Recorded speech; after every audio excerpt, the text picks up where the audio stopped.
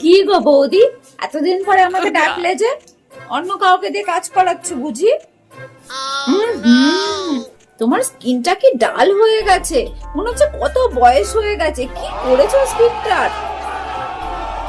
কিরে রিঙ্কি, মাকে নিয়ে তো একটু আমার পার্লারে যেতে পারিস, কত অফার দিচ্ছি পার্লারে। এখন আর কাস্টমারের চাপে না একটু টাইম পায় না।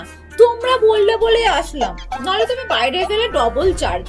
দেখো, সব জায়গায় তো আর বিজনেস হয় না বলো। তোমরা আমার কত কাছের মানুষ, তোমরা বললে বলেই আসলাম। কিরে রিঙ্কি, চুলের একটা নতুন কাটিং করবি নাকি? হ্যাঁ রে, নতুন একটা কাটিং শিখেছি আমি, দারুন। আরে করিনা কাপুর স্টাইল। কি গো বৌদি, শুধু কি আইব্রোটাই করবে নাকি?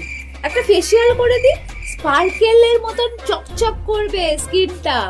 আরে হ্যাঁ গো, আরে যে বয়সের ছাপটাপ গুলো পড়েছে সব ঠিক হয়ে যাবে, বিশ্বাস করো, 100% গ্যারান্টি। আরে হ্যাঁ হ্যাঁ, তোমার কাছ থেকে কমই নেবে, তুমি আমার কাছের মানুষ। আজকে ম্যানিকিওর আর প্যাডিকিওরে না 300 টাকা অফ দিচ্ছি, করে নে। তোর নখগুলো কি ডাল হয়ে গেছে, বাজে হয়ে গেছে। ম্যানিকিওর প্যাডিকিওরটা করে নে, দেখ ভালো লাগবে। আরে ওই পাড়ার সুনিতা বৌদিকে চেনো? হ্যাঁ, ওর স্কিনটা দেখেছো কি চকচক করে?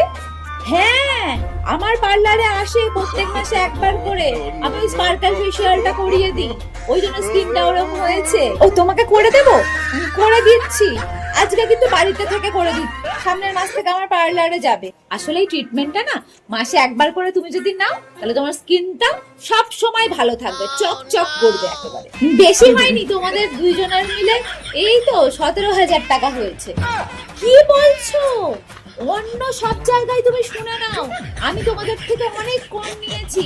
এত কাজ তোমরা করালে তো অন্য কেউ মিলে 30-35,000 টাকা নিত, আমি তো সেখানে এইটুকুনি টাকা চাইছি।